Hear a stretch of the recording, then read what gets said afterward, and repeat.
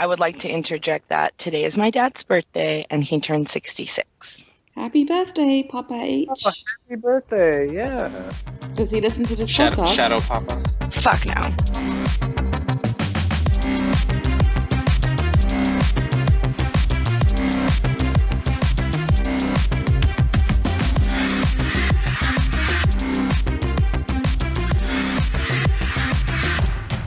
Hey everyone, this is Bina007, and this is not, as you might be thinking, a Vassals of Kingsgrave edition discussing the Night of. No, it is in fact the 25th episode of our epic linear Song of Ice and Fire reread, which now takes us about 2/3 of the way through A Clash of Kings. In this episode, we'll be covering Davos 2, Cat 5, Tyrion 10, and Theon 4, which encompasses the events of the Battle of the Red Fork. My name is Bina007 on the forums of a podcast of Ice and Fire, which is where you can find all of us. Today I am going to be joined by Small Paul. Hey, Paul, SerDinnerRoll on the forums. By Matt the Man. Varley on the forums. By our Canadian outreach officer, Shadowbaby. Hey, it's Hannah. And by Adam. DrownedSnow on the forum. Statler today is Nadia. Hi everyone, this is Nadia. Waldorf is SJLee. Hi everyone, this is Steven. So, as we hit episode 25, we are doing the events of the 7th of August 299 to the 15th of August 299. So these chapters happen within the 1 week. Episode 24, which was edited by Patrickle, ended with Theon taking Winterfell in Bran 6 on July the 30th. So we begin this chapter with Stannis taking Storm's End on August 7th in Davos 2. So this is 3 chapters earlier in the published order. And I believe it is not at all Small Paul, wink wink, who's doing the chapter summary. Thanks for the innuendo. All right. The chapter begins with Stannis and his party riding up to Storm's End to accept its surrender after the death of Renly. However, the Castellan, Sir Courtney Penrose, is unwilling to yield the castle, as it is home to Edric Storm, Robert's bastard, and he fears Stannis may give the boy over to be burned by his Red Priestess. Lord Florent tries to reason with him, but Penrose throws his ambition back in his face, declares blood does not matter to Florent or Stannis when power is concerned. Former Renly supporter Bryce Caron says that Renly now gone, Stannis is the rightful heir. However, Penrose asks where those who loved Renly best are, naming Sir Loras and Brienne of Tarth among them. When Guyard Morrigan says Brienne killed him, Penrose refuses to believe it. The others insist, with Florent going so far as to suggest Catelyn Stark put Brienne up to it. However, Penrose still refuses and says he will only yield the castle over one-on-one combat. Despite his seeming to be honorable solution to the problem, Stannis refuses, as he is the rightful king. Penrose reminds him that Storm's End has held up against worse than him, and rides back. On the ride back to the camp, Stannis asks for Davos's counsel. Florent has suggested that they bring Sir Courtney's old father before the walls and threaten to kill him. Davos believes this to be a wrong move, and is hesitant to do anything too hasty, as he views Sir Courtney as an honorable man for keeping faith with Renly. The two discuss other matters, like how many good men will die fighting for false kings they see as true. Finally, they get to the point where Stannis talks on his brother's death. Stannis seemingly keeps insisting on his alibi that he was asleep at the time and being more defensive. Davos thinks this is very odd. Stannis acknowledges his brother was a traitor, but also says he loved his brother, and will think often on his offered peach till he dies. When they return to camp, there is a discussion over what course they should take, whether to go straight for King's Landing or to take Storm's End. By the end of it, Stannis orders Davos to take Lady Melisandre under Storm's End in his boat. While on the boat, the two have a discussion on the morality of the human mind, and Davos insists that most people are good and bad, while Melisandre maintains that there are only good and bad people. Finally, they reach the tunnels, and Melisandre, displaying a reason why you should probably rethink going to Hogwarts, uses her magic to create a Shadowbaby and sends it off to do her bidding. So I do like the whole, like, the gray character, but then it's true. Like what Melisandre says is like, if half a onion is rotten, it's a rotten onion. But it's not though, is it? And I think that speaks to her being a dogmatic religious fanatic, that you can cut out the bad part of a fruit and eat the rest of it. Like, you can make the best of things. Yeah. You can see the best part of people. You don't have to reject the whole person because one part's bad. There can be redemption. I mean, I just find that the whole kind of philosophy of the Lord of Light religion is very absolutist and harsh. Wasteful. Yeah, and wasteful. It's just the Stannis kind of, if you're not altogether good and punished and made pure, then I can't deal with you. It's just hugely off-putting and severe. But Stannis at least knows you can just cut off some finger bones and, they'll probably be okay. Yeah. So he basically is you cut out the bad part of the fruit and keep the rest. Yeah. It's like, I've punished your fingers, now be good. Yeah. Ugh. And it also gets kind of dangerous comparing vegetables with people because they are very different in many aspects. Not if How you want many? the VeggieTales. At least 4. I presume most of us fall in the Davos camp, right? Like, we don't see the world in black and white. I think a lot of people say that A Song of Ice and Fire is a series about moral grays. Right. So it probably attracts people who don't view the world in stark contrast. I wonder how people who tend to have a more black and white view of things would perceive this chapter. Well, presumably, if you are more sort of morally absolutist, you wouldn't have gotten this far in the books because you would have been very frustrated with them before now, I think. No? Yeah, definitely.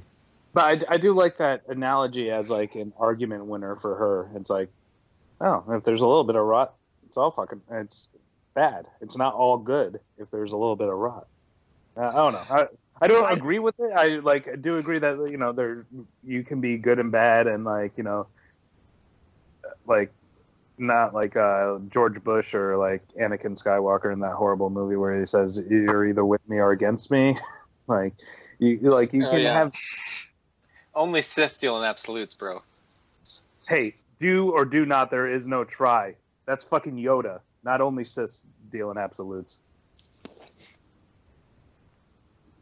I feel like it's really interesting who she's talking to right here, because she probably at one time or another said either the exact same or something very similar to Stannis. And him being raised as a noble person in the upper class would be like, oh my God, that onion has some mold on it? Yeah, throw that shit out. Like, I'm lower middle class and always have been, but I still am not going to buy a moldy onion at the store because I don't have to. But think about how Davos was raised in Flea Bottom. If half of the onion was black with rot and the other half was fresh, he would have cut off the black part and ate the fresh part of the onion still because he needed to eat.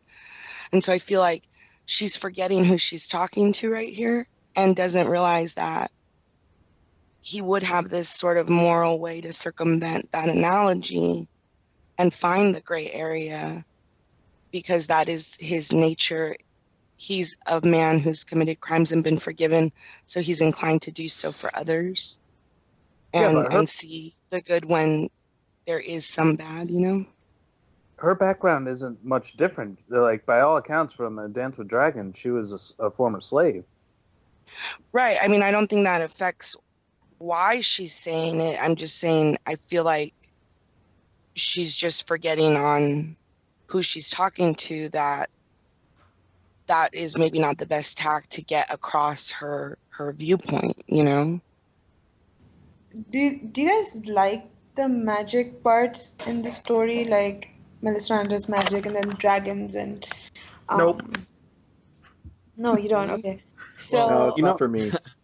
I was just thinking about that, like, just the other day of, like, when they had, like, the faux, like, French release for Winds of Winter. It's like, I feel like the series is going way too magical now, and I don't think I like it. okay, so the first time I was reading this, I was fine with the dragons. I love that the dragons came back into the story. I don't know, at this point in the books, was there any other obvious kind of magic involved? Anyway, so when the Shadow Babies came, I was like, no, I draw the line at Shadow Babies. This is like cheating. You just send in a shadow to kill someone. Oh, no? I don't know. I'm fine with it, like especially because of how undefined it is, and it adds like a bit of mystery, and no one's running around with, a pointy hat and Right. It's not Hogwarts. Yeah, which I mean would be fine in the right story too, but like it's nice how subtle it is, and how some of it you kind of are like, well, what exactly is this? Like, how real is it? Some of the things. So, but as I've like read through, what I have basically gotten across from like the book series in general is that whenever magic is used, there's always some cost. And it's like usually an obvious cost, but then when I see Melisandre and the Shadowbaby magic, I'm kind of asking myself, what was like the sacrifice that had to be made to create the Shadowbaby? I think the cost was also Stannis. Like, it didn't cost Melisandre anything, but Stannis is obviously, he's lost some of his. I think somebody said this on the podcast before. He's sort of lost some of his life force. Like he seems older, more tired. And I think eventually in Dance of Dragons, Melisandre mentions that she can't get another Shadowbaby from Stannis because he's not strong enough. Yeah, exactly. Yeah, his fires are burned low. Yeah. Davos even says like it looks like Stannis aged like 10 years since the last time he saw him. They don't have those pills in Westeros, so. What pills are you talking about? Never mind. Don't worry about it. Interesting. I didn't really like the idea of shadow babies the first time around. I don't know why.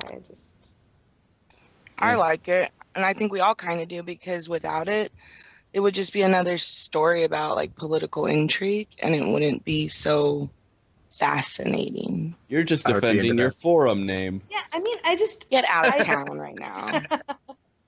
I love the part about Storm's End, like there's magic woven into the walls, so it's, she can't send just a shadow baby from afar. She has to like slip it in. I like that part. Like, it sort of relates to the wall as well, where the children of the forest supposedly, left some sort of magic inside the wall, which prevents the White Walkers from crossing it. I enjoy these parts because I think the shadow babies are just too, I don't know, in your face. So is it more like you like the latent magic, like there are such thing as White Walkers and dragons and like these old things that have like magical, like the Wall or Storm's End that have like these magical abilities, and not like people that can manipulate that power like Melisandre can? Yeah, I think so. Interesting. More like a subdued magic, kind of like how magic is treated in Lord of the Rings. It's not really in your face. It's very like... Right. It's all magic until it's science. Yeah. I like the part of the series, especially at the beginning, where there was this feeling that magic did exist. It was a real thing in the past, but it had ebbed out of the world. And there might be remnants of it still in the present. But for the most part, it's a thing of legend and stories of the past. But for the most part, it is gone. And as in the story, as it becomes more and more prominent, it was a little bit disappointing for me. But luckily, by the Shadowbaby scene, I'd already been hooked into the series. Otherwise, if this was in book 1, I might have dropped out. Yeah, I completely it's like agree chapter with 3. Yeah.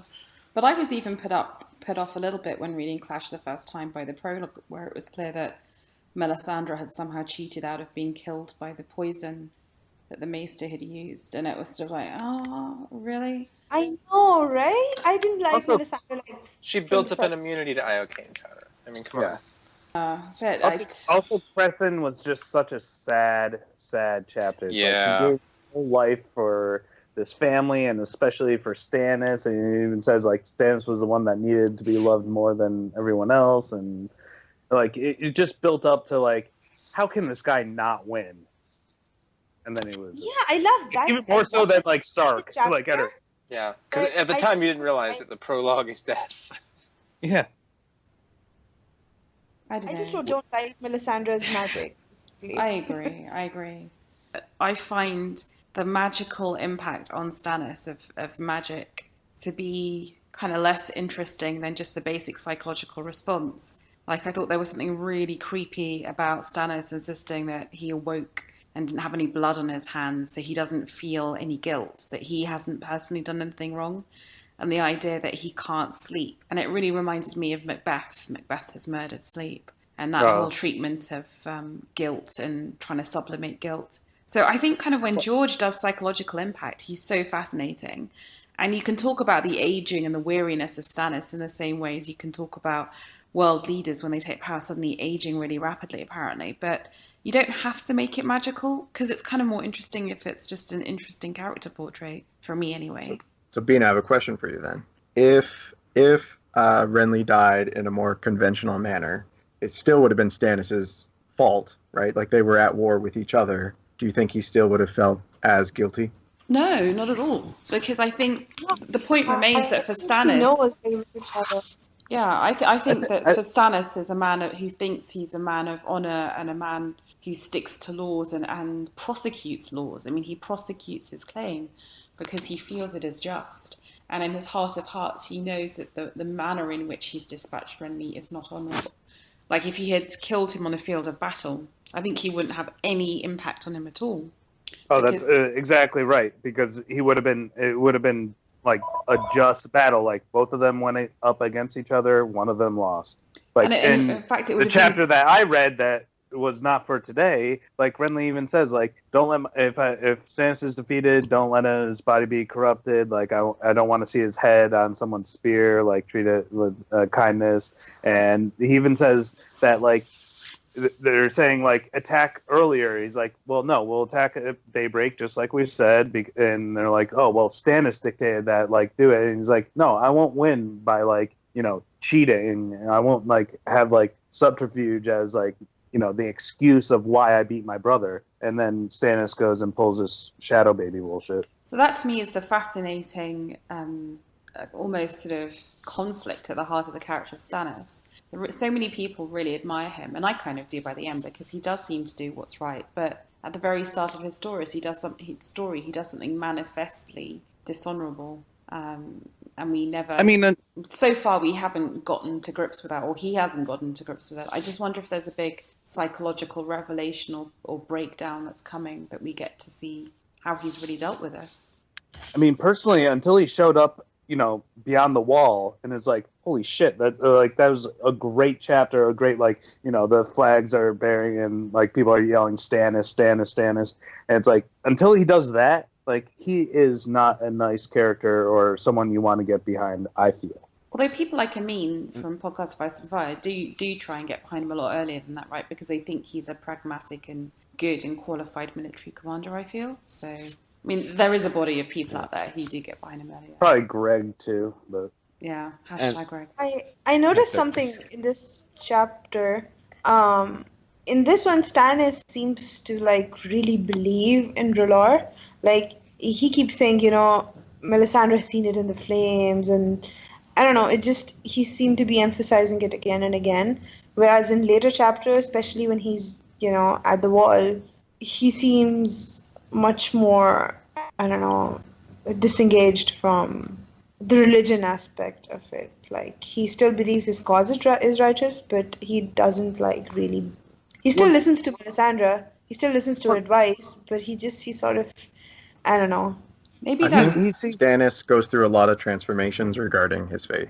Like, I don't think at the beginning of this book does he particularly believe in R'hllor. He kind of goes along with it. The ritual where they're burning the gods. Like, he doesn't seem to be particularly adamant about that. That's what I was trying to say. That in this chapter, it really does seem like he believes in it. I think when Renly dies and all the armies come to him, like, he has evidence that faith can be rewarded and that he becomes somewhat of a zealot briefly. And then all of that zealotry gets drained away after the Battle of Blackwater, where he's put back into doubt. And so then you see, like, Melisandre and Davos acting as kind of warring factions representing his two sets of beliefs. Yeah, I mean, he treats religion as, like a utility, like as if it's working better than the last one, like, okay, we'll go with the one that works now. When it's working for him, he's like, okay, like, I'm okay with burning people. And when he was Battle of Blackwater, he's more like, whatever. Melisandre He's can the do her ultimate thing. doubting But Thomas. He needs proof. He doesn't understand that religion doesn't fix things for you. It provides comfort or solace when things go badly. It doesn't prevent things from going badly necessarily. So I think it's interesting to contrast that with Kat's faith, which is, you know, she sees her family falling apart in front of her eyes and everything being torn apart. And before meeting with Renly, she goes and prays to the Seven, and it's a very real personal faith. But you know, it's a supplicant faith, right? She's begging the gods to help her. Whereas Stannis has a very arrogant sort of relationship to religion, where it's like, I am a king by right. Prove to me you can help me, and then maybe I will condescend to believe in you as a god. It's a very bizarre relationship to a so-called deity, right? I might be having. Yeah, I'm not a again, theologist. I feel so- like I know a lot of people who think that way. So. Sorry, Stephen. Yeah, I was going to say. I think Kat's religion is more like a deist religion. There are gods in the universe, and they control the events around you. You have to beg for their intercession, and they might not necessarily answer your prayers. That's not really their prerogative. And then on the other hand, R'hllor feels like a very transactional religion. Like, you offer things up and you get things in return very clearly. So I think that's why we see the religion look so differently across those two. well, it seems like a lot of like kind of the magic of religion is like that only death can pay for life kind of thing. Like there is a transactional element, like you said, and it feels like the Seven is really not that way, and that the old gods were that way. But like every other religion, like requires some kind of sacrifice for, you know, the gods to listen, or, you know, I'm air quoting. Yeah. Yeah. Well, does the drowned god require sacrifice, or does he just You have love to be battle? drowned, and then you have to be Yeah. brought Oh, back. yeah. They drown captives, yeah. Yeah. Human Nice. sacrifice, no less. Yeah. Hmm. Another reason why I hate the Ironborn.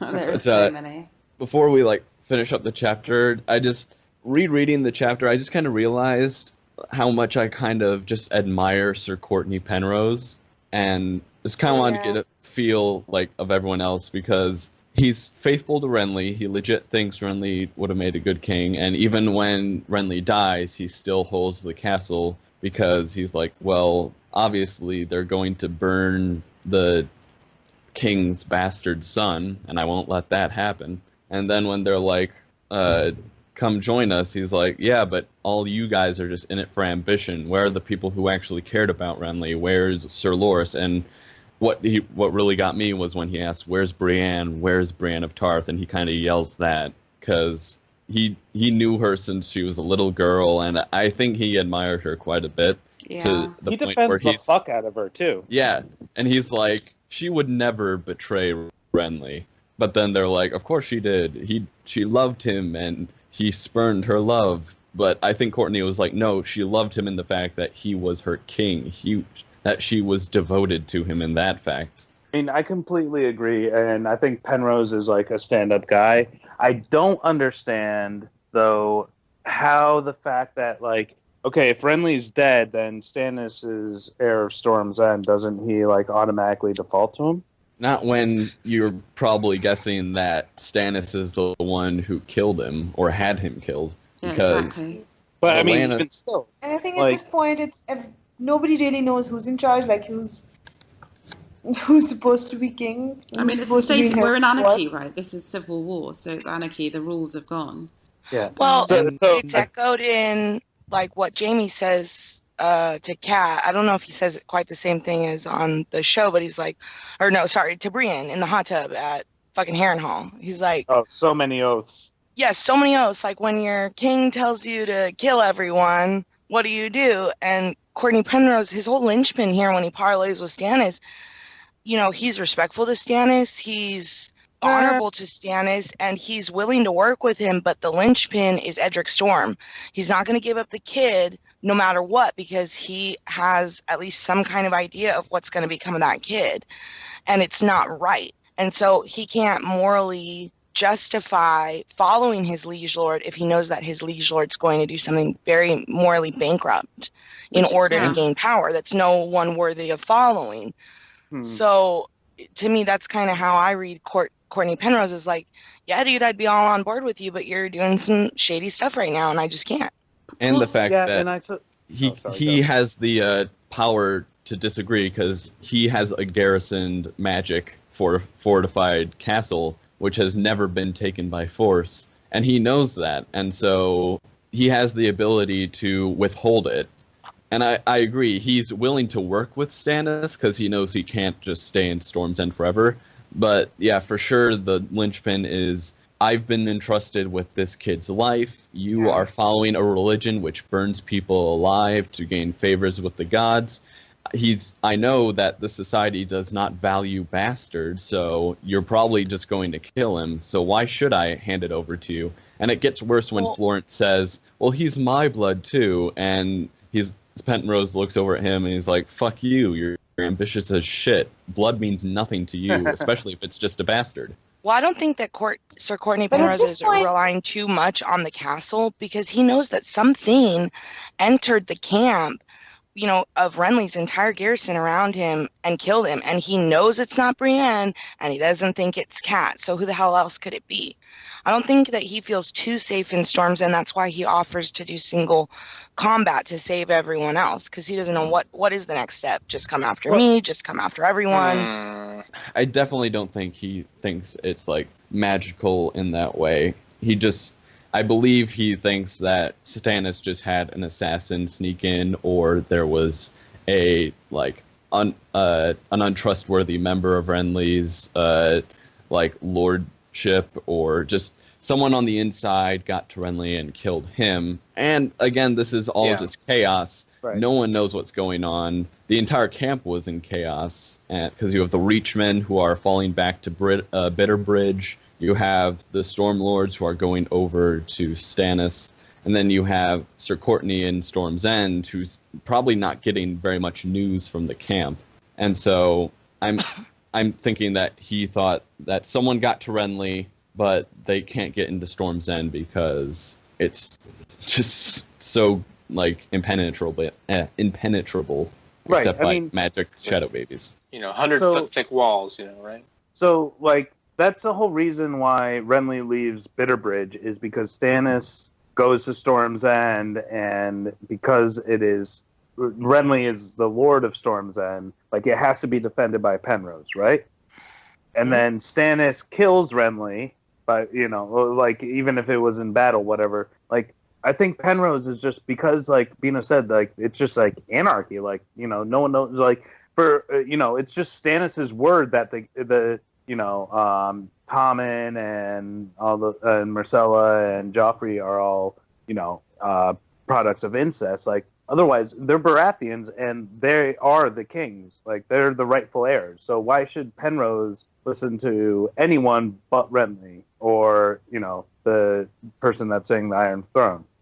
I think just to pick up on something that was said earlier, I think the way you have to think of Courtney Penrose and whether he thinks it's magic or just someone sneaking in, you have to bear in mind that for most of these people, unless they're sort of, coming from the north where myths of magic are stronger, they live in a post-magical world. They would never assume, the first answer to any riddle would never be magic, This is before the news of the dragons is widespread, so...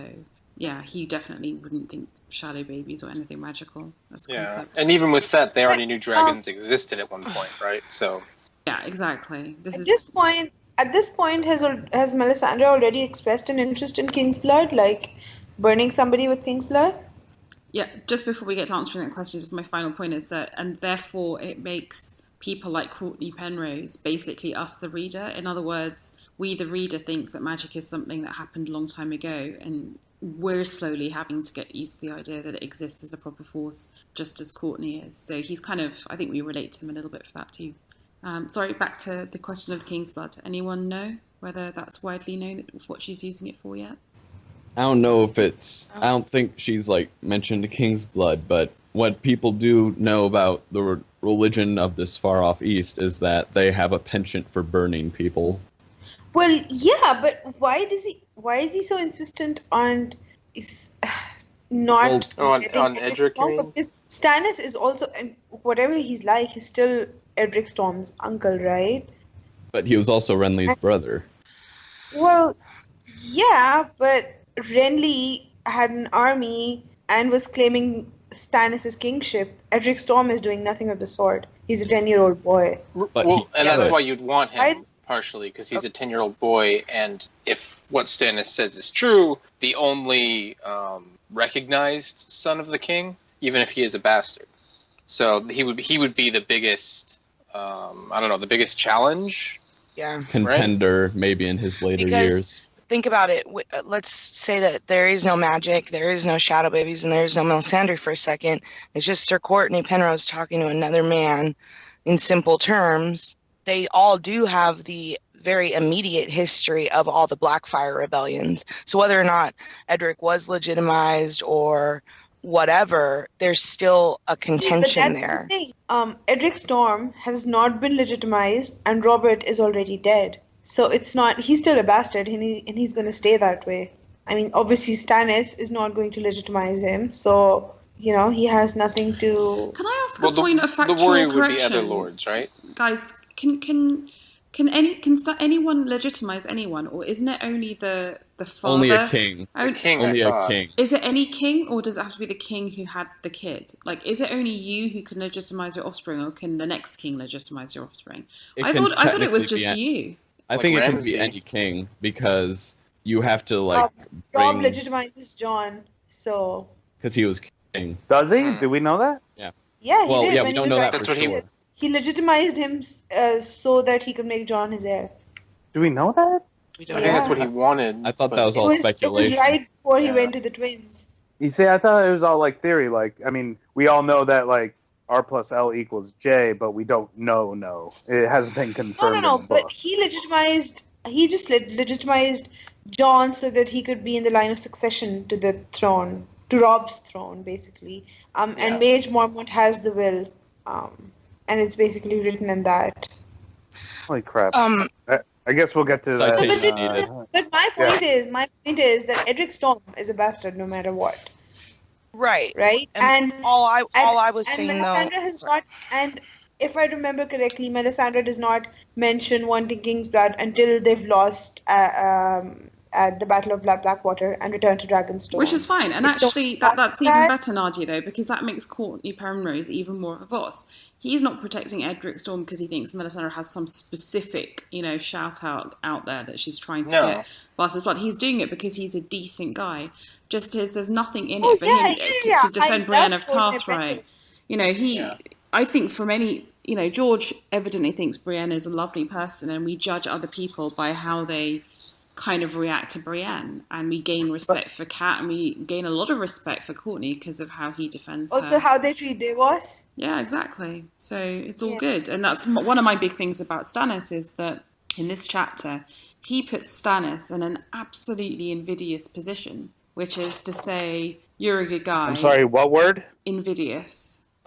Please define. Invidious is you put almost like a morally impossible position that you're my loyal subject, I'm testing your loyalty. Now can you go off with this woman, accompany her inside the walls of this impregnable by magic castle so that she can kill someone? You don't Could have ask... used impossible, but now you're making us look stupid. Well, Invidious has or me in particular. Invidious has a more sinister overlay. In other words, he's manipulating his friend. He's taking that loyalty and taking it to and making him do something that he knows he's going to really hate. And I think it's the reason why I really hate Stannis at this point. Shouldn't have done it for all sorts of reasons. Anyway, so I think Stephen wanted to say something about Edric and Lannister bastardy or something. Right. Well, one of the reasons to have Edric Storm in your possession is that I believe it says in the story he's basically the spitting image of young Robert. So if you have a child known to be Robert's son and you compare him to Joffrey and Tommen and Myrcella, and they look just like Lannisters, yet you have all the bastards who look just like Robert, it offers more evidence that, yes, these are not legitimate children of the king. So that is one reason to have him in the possession, which I think might be the larger reason, because I don't think there is the sacrificial blood magic. That's looming in the background, but there's a bigger political reason to get Edric. Oh yeah. Then why would That's Penrose fine. object to that? But that doesn't mean that Stannis means the any harm, which is basically why Courtney Penrose is protecting him, right? Because Stannis might harm him. But Well, see, at this point, I don't understand why he thinks that. Well, it makes sense to me either way, because as a reader, you think, well, like Stannis just wants to get the kid because it's better to have him. No one else can use him if he's in his possession, etc.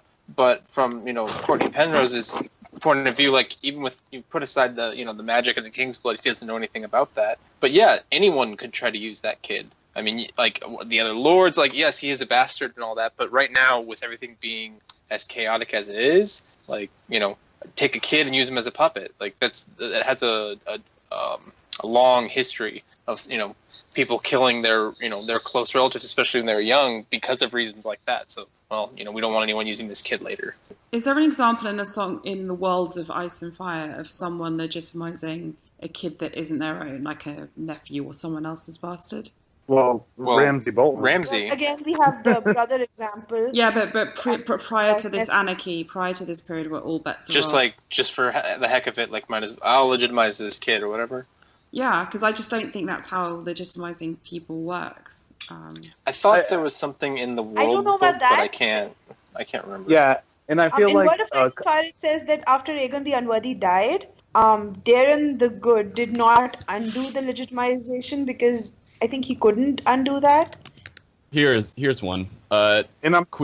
Queen Rhaenyra Targaryen legitimized the brothers Adam and Alan of Hall as heirs to Lord Corlys Velaryon since he had no remaining children.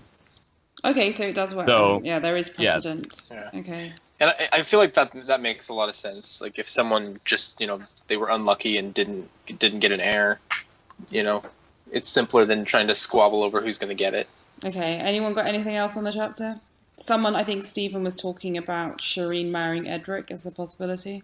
Yeah, I think there's a lot of reasons why, at least as a reader the first time, you don't really think Stannis has any ill intention toward the kid. I mean, but I get why another lord would think that. It just feels a little shady, right? So even if we can come up with sound justifications after watching what happened to Renly and what happens to Courtney Penrose, it just doesn't feel right. And since everything's in anarchy because of the death of Renly, it kind of makes sense that Sir Courtney's like, I don't know what the hell is going on out there, and the safest place for him right now is basically in this fortified castle where... stand his ground. Yeah. Well, the other thing is, before any of this happened, but then Edric Storm was sent to Storm's End as like a ward, right? And going to be raised there by Sir Courtney Penrose. So then Robert dies. They all decide they don't want Stannis. So his last orders from his liege that he's chosen to follow are to hold the castle and hold the kid. So he's not going to give him up no matter what. And if you've already refused Stannis, and you've clearly already refused Joffrey, Tommen, and Myrcella as Baratheon heirs, then you only have Edric to succeed Renly. And why would you give that up? Why would you let Stannis take him even if you wanted to make Edric his own heir, like Stannis heir? But you've already refused that, so that's not going to work for you, Yeah, good point. Nadia? Yeah, but I was saying that why would he offer to have single combat? Like, Stannis has some really good warriors on his side, right? Why would you offer single combat? I mean, I'm sure Courtney Penrose is, a good fighter and all, but he's kind of old and... Well, I think that Davos says it, right? That the single combat is just so he can lose, but lose with dignity. Well, yeah, exactly. Maintain his so then honor. Edric Storm would automatically go, be a ward of Stannis's then. Why wouldn't he just sort of settle in for a siege? Why would he even offer that in the first place? If his first priority is Edric's safe. I guess it's just to minimize casualties. But if he wanted to minimize casualties, he would just have, given up Storm's End. But I think that's also not an option. He's in a tough position, and he has to do what's best for a lot of different people, which maybe kind of conflicts. I don't know. Is he in an invidious position, perchance? Big words. That's what I was trying to say about, without the magic, he knows something infiltrated Renly's camp, so he might think that, yes, something or someone can infiltrate Storm's End. They managed to do it and kill Renly, and so maybe this is just his last-ditch grasping at straws effort. He might win. There is a possibility of that, whereas a siege won't do. The last time that happened, it was only Davos, who's standing on the other side of their parlay now, that saved them. You know, well, does he trust everyone inside his own walls? Because after he's gone, what's the first thing they do? They capitulate. Yeah. Yeah. I've got a question. You know how there is That's right, Bina. Sometimes I'll define capitulate for you. Spell capitulate. I was told there would be no math. So my question is you know how in some kinds of sport or combat or whatever that there are some types of tournament where chance plays a higher sort of proportion of whether you win versus skill. And do you guys have any feel for whether you go in sort of like single combats against someone else, whether does skill always win, or is it just chance and luck on the day? Is it like tournament play soccer where actually, you know, in a knockout round anyone can win? Well, or I think we saw that through Various Eden and Braun, right? In the Vale. But that was almost a little bit of a trick with the armor, wasn't it? Like if you just genuinely had two good sword fighters going up against each other in a duel, is it typically the one who's just better that wins? Is it sort of quite just in-going skill matters? But it's also oh, sorry, go. I was just saying, I think that any given Maiden's Day, anyone can stab someone else in the jugular. You know. I mean, that's how you know Oberyn almost beat the Mountain. Is they use advantages like, okay, so I know this guy's going to try to fight honorably, so I'll fight dishonorably. Like, but I think they were both very skilled, right? Well, for like Braun and finesse. Yeah, whatever his name was in the Vale, like he knew that like he would be representing the Vale and like be all armored, so he'll be like lightly armored and be more spry and like rope-a-dope kind of thing. Like I don't know that single combat is ever like really like basically two guys naked with swords would be like the equal single. Well, but I think the idea is if someone is old and just they're 9 out of 10 times they would lose. Is there that 10th time where they would defeat Jaime Lannister on a fluke? And I'd say probably. Oh yeah, and even Jaime Lannister, like when it has that like thought about the Blackfish, he's like, at a time that would have been a great fight. Okay. Yeah. Well, that's cool. That's helpful because I've got no way of. Yeah. Thank you. Anything else on this chapter? CAP. You Googled it. Shut up. Okay. Are we moving on to the next chapter? And okay, so after Davos 2, we go to Cat 5, which is 2 days later on August 9th. Cat arrives from Storm's End in Cat 5. This is 2 chapters earlier in the published order. Right. Okay, Cat 5. Cat and Brienne meet up with the Tully men who tell her of Robb's victory at Oxcross, the death of Sir Stafford, and that Lord Tywin is marching west. Brienne wishes for revenge on Stannis, but Cat cautions her, and Brienne pledges allegiance to Cat, and so long as she won't hold Brienne back when she finally meets Stannis. Cat strongly disapproves of Edmure's plans to offer battle to Stannis. He is outmatched in numbers and is stupidly relying on Roose to come with reinforcements. She learns that he has married a Frey girl. Cat also learns that Lannister men came to negotiate and were given guest right, but then tried to free Jaime. He got a sword and killed some men, but was later recaptured. Sir Cleos Frey claims he didn't know. She also disapproves of Edmure letting all the small folk into the castle that would soon be under siege. We also, in retrospect, know that Robb didn't want Edmure to offer battle here, and that's ruining his plans. Cat then visits her father, who is in a demented reverie, believing her to be Lysa and young, and asking for forgiveness for marrying her to Jon Arryn, and of her being with a young stripling, quote, that we, of course, later learn is Peter Baelish.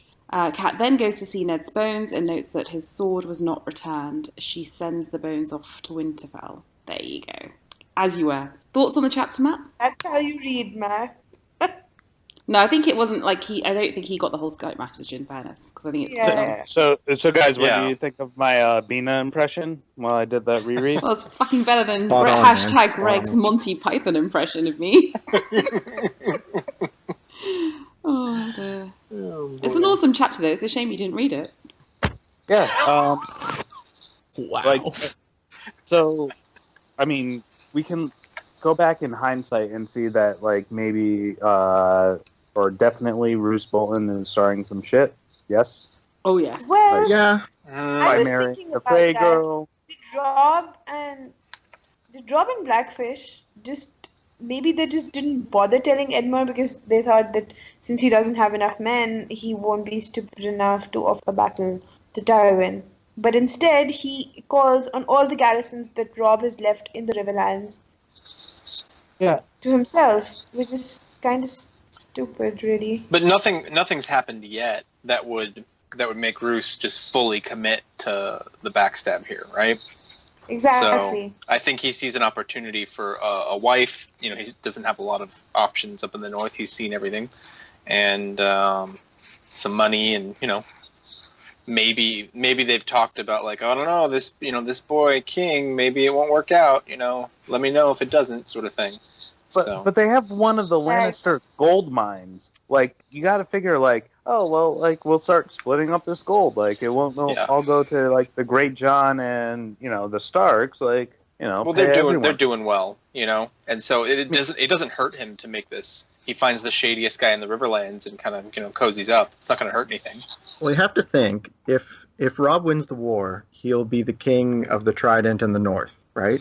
So Roose Bolton is marrying himself into the most powerful family in the Riverlands. Like, that's smart either way if things fall apart or if things work out for the best case scenario. Well, yeah, the Tullys are the most powerful family. Are they? They're the Lords of the River. Are the Lords Paramount, but not necessarily the most powerful. The Freys, whenever someone needs a bridge, are powerful. Much like the Tyrells are the Lords Paramount of the Reach, I bet you the Hightowers could contest that pretty damn well. Yeah, like the Freys field an army that's fairly huge compared to the other River Lords. That's because he has 90 fucking kids. That has nothing to do with married into all these 8,000 men he brings to battle, Matt. No, I know, but like they even say it in one of the books. It's like he could field an army from like his progeny or whatever. Like, I think that was a joke. The bridge does well, and they have money to pay an army, basically, right? Or to have people committed to them. And if Robb does win and basically unites the Riverlands and the North together, the only thing connecting the Riverlands and the North is basically you either take the King's Road, which will take you kind of past the Riverlands more so than through it, or you take through the Twins, which can get you directly into the Riverlands. Yeah, but didn't the Twins even, like, in the whole last chapter of Game of Thrones, like, they were part of the people that were like, oh, yeah, King of the North and the Riverlands, and am I making that up? I might be. I mean, they might have, but that's mostly because Robb had promised to marry a member of the house. So I think they would be at least a little bit enthusiastic about that. Interesting. When I was reading this, as Edmure was pointing out, when Kat says that, Robb left those men at the Twins to make sure that Walder Frey keeps faith with the Starks, as Edmure is pointing out how much Walder Frey has actually committed to Robb's cause, and it's so many things. I mean, his heir is dead, serving Robb, and then But to be fair, he has 1,000 heirs. Well, that's all well and good, but almost all of his sons. One of them is like leading the scouts in the Blackfish's absence, and then Berwyn Frey has been escorting Cat to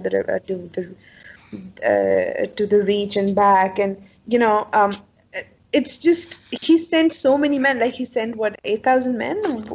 I don't remember the exact number, but whatever. It was a good seriously, town.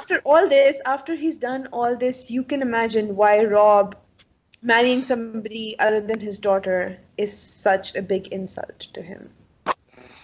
Mm-hmm. So it's just the first time I was reading, I was just sort of like speeding through the book.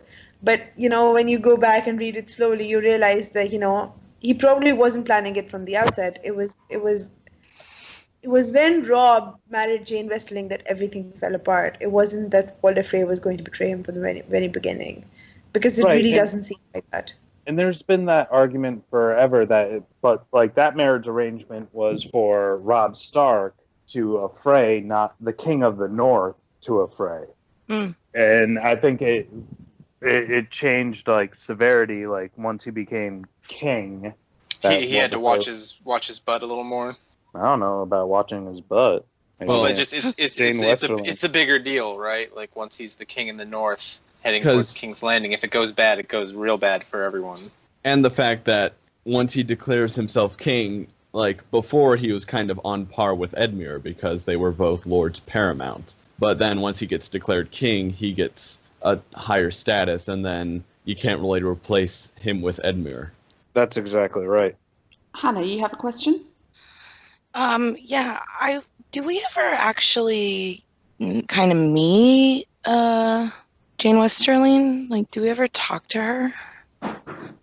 Or we do a little bit. Yeah. Like a little bit, right? But we don't ever really get to like know her. I think it's during a Jamie chapter when he's in River Run, and she's like, "Oh, my mother made me take this like tea to abort the baby." After the fact. Yeah. But not while Rob's still alive, right?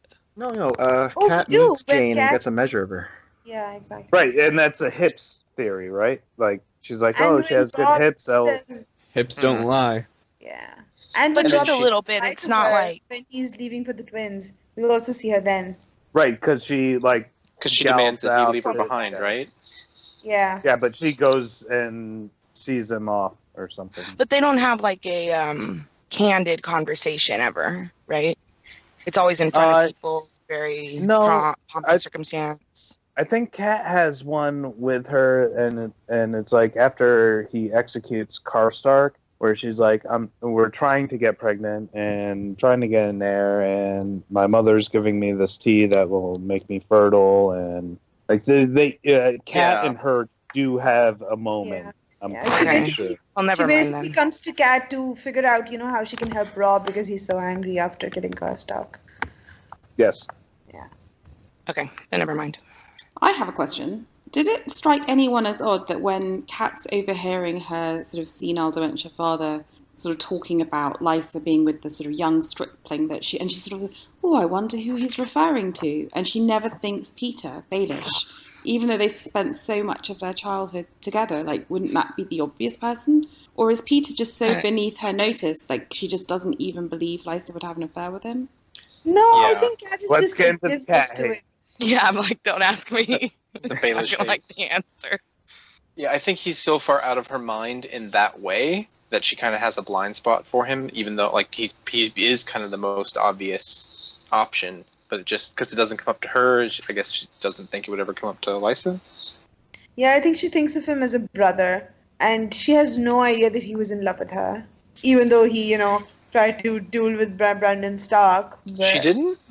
I think she. I think she might have, which is probably why she doesn't think that he. Yeah.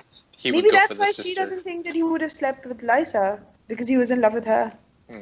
Which makes sense. What I want to say is that Kat never thinks about anyone but herself. But for you guys, I'll say maybe she thinks better of Lysa than that she would get with Littlefinger.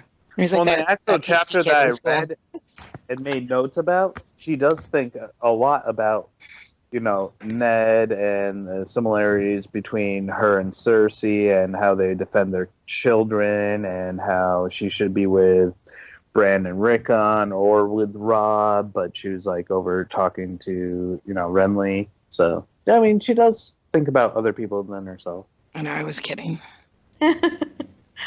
Kind of. Not really. Yeah, We're so meta in our layers of cat hate. She basically thinks it might have been a traveling singer because Lysa was fond of singers. And we later see, how obsessed she is with Marillion. Mm-hmm. Yeah. Yeah, maybe. I mean, obviously her opinion after going up there with Tyrion is a little lowered of Lysa. But maybe when she's thinking about Lysa in the past, she just kind of puts it above Lysa to have been with Peter. And maybe that's why she doesn't really jump to that conclusion. Or maybe just because, like, he's a noble, and she thinks like if it was him, it would be known. Like no one really knows, right? So I don't know. Mm.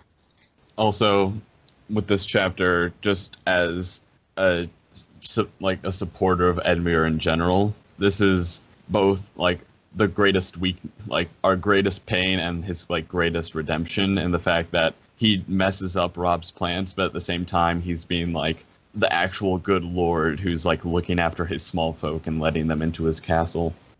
There is some debate whether or not that was Rob's plan. Actually, okay, let's get into the two different topics here. Like, number one, do you all think that Edmure was right to let the moral kind of, is he right to let the small folk in the castle? And then secondly, I guess it's a question about what Stephen's saying. Like, do you think Rob either had a plan or communicated it properly to Edmure? So how far can he be blamed for going against what apparently was Rob's plan? So don't know which one you want to do first, but maybe I raised my hand first. Yeah, go for it, Matt. You do it. Whichever topic first. So Edmure was correct with letting the small folk in because of the social contract that they had was the small folk, pay to the Lord, and the Lord protects them. The end. But in the event, how far is it protection when the food runs out in a week rather than 8 months? Because you've just let so many people in. Well, at least he's showing that he actually cares about them instead of just letting them die outside. He's at least putting in an effort. But I mean, that's a feudal contract, right? Like the small folk toil in the fields, produce, foodstuffs, and then pay it to the lords. And the lords grant them protection. And in return, when the lords have to go to war, the small folk will also go to war, right? I mean, yeah. So, Edmure was absolutely correct to let everyone in, regardless of his stores, because that was, he wasn't tilling a field, but he ate forever, Yeah, and where do his stores come from? I mean, they're the ones who are actually growing the stuff. Yeah. Right. And their fields are being burned, and yet they're still paying up their grains or, whatever to the lords, and the lords don't have to do anything except protect them. I think in an ideal world, Varley is right, but the world of military necessity makes that not the case. I'm actually tenting my fingers right now because you just said in an ideal world, I'm right. Maybe. So what if any lord does not protect his small folk in times of war? But then after the war is over, whatever is left of the small folk, what do they do then? Can they change their allegiance? I mean, because this lord, they're living in the land of the Lord, that's it, But yeah, they're free to move a lot of them. But if they have a farm, or if they have they're not going, they're stuck. Right. I mean, and you see that into King's Landing with the river of people leaving the Riverlands because the lords can't defend. Can't defend them. So they just won't. Yeah. Well, they're trying to, but it's Tywin and the Mountain and everyone else. Yeah, and we have a bunch of examples of holdfast that fall in the Riverlands, and all the civilians basically get put to the sword when that happens. Yeah. Or if they're skilled laborers, they get sent to the Lannister camps. Also, I was thinking that if there is a siege, there's still an army that is allied to them that is away from Riverrun at this time, right? So potentially they could return to relieve the siege pretty quickly in case it was needed. So what I would say is, as Edmure says, there are forces at the Red Fork, at the Twins, and then there's Rob's army, right? So there's 3 separate groups outside of Riverrun that are allied with Edmure at this point, right? So even if there is a siege, there would be someone to relieve it from the other end. So presumably it wouldn't last that long. Yeah, but 2 of the 3 armies aren't very trustworthy. He doesn't know that. Oh, well, yeah, he's too optimistic, really. Yeah. I just kind of feel like, I mean, I totally see what Matt was saying about a contract between the small folk and the feudal lord. But I feel that there's a pragmatic point here about, if the feudal lord falls, then those small folk, okay, who's not muting? If the feudal lord falls, then all the small folk who are in that area are just open to rape and pillage, right? So the feudal lord is better off taking some percentage of the small folk and leaving the rest maybe to a savage end, but to ultimately survive and rebuild. Because if he takes on too many people and they get starved out within a week and everyone, do you know what I mean? It's kind of it's a false it's like it may be nice and great, but if it only lasts for a week, what's the point? You know? Yeah, they have a capacity limit. Yeah, exactly. So I'm not sure if even the small folk would expect him to take them all in. Well, I think But then, for this. Sorry, go. which would you prefer, burning to death or starving to death? Well, neither, but I'm assuming I'm not small folk, right? Exactly. Yeah. You I can am read. asleep. Exactly. No, I mean, I just think it's, again, Edmure is put in an invidious position because he can either be a dickhead and not let them in, or he can let them in but know that they sort of are overextending his capacity to feed them, and it's all going to end in tears anyway. So it's just shit either way. As Shellfish would say, who are they anyway? These small folk. Isn't there generally an expectation from the small folk of, like, if times get hard, like, you know, those stores are brought to the Lord, but, like, the stores come back out to the folks? Like, not necessarily just like a siege, but, you know, if there was war and, you know, a lot of the stores around the area have been lost, or a harsh winter or something, you would expect, you know, the Lord to try to help as many people as he could, and then when there's the impression that they're hoarding it, that's when you get, you know, riots and. Well, that's the whole point of the winter town, right? Outside Winterfell, like, everyone, you know, in the pastures, like, comes by Winterfell and is able to live, survive in winter, because Winterfell has all the stores that will feed them, And it's a secure location. right? And if the Starks were like, we're cutting you off, like, they would riot, right? And the fact that at some point you do need to keep enough small folk happy, because if you do not, your entire army is basically just small folk. You don't have trained soldiers. There are no trained soldiers here. They are also your labor force, and they are also your means of getting food. So if you piss off your small folk by just saying, basically saying, I don't care about you, I just care about me, your small folk are going to get pretty pissy, and if an invading lord comes in, they might be more inclined to being like, you want to take over, we'll obey you. But yeah, there's gold in the village, it's over there. I don't understand. No, because that would have happened way before, like, the feudal system wouldn't have happened if a bunch of people were like, oh, wow, this really sucks. Like, we should rise up against our lord. And I'm sure it happened a bunch of times, but, like, unsuccessfully, it wouldn't have happened. Yeah, it wouldn't have happened at all if if people were like, wait a minute, this doesn't seem fair. What's this guy doing? And I think it's learned helplessness. They know it's not fair, but they're just like, well, this is my life. Like, they've given up long ago. Sounds miserable. And on the second issue of, like what Stephen was saying, what truly was Rob's plan, and can Edmure then be, I don't know, blamed for not going along with it? This is kind of a personal issue for me, because I think it's this chapter that I did as the podcast of Ice and Fire reread chapter that I got really passionate about Edmure being a total fuckwit and being to blame for losing the war. And it's when I realised that I hadn't actually reread these books for so long that I should probably do a reread. So actually it's this whole concept that got me to start off the reread, as a side note. But Stephen, what are the issues? So I'm pretty sure the most prominent defenders of this are the people behind the Boiled Leather audio hour. They talk about the fact that Edmure can't really be blamed for the Battle of the Fords because his instructions were to hold River Run and to guard Rob's rear, which you would think could be interpreted to mean keep Tywin out of my back end, right? Like keep him pinned behind the other side of the river.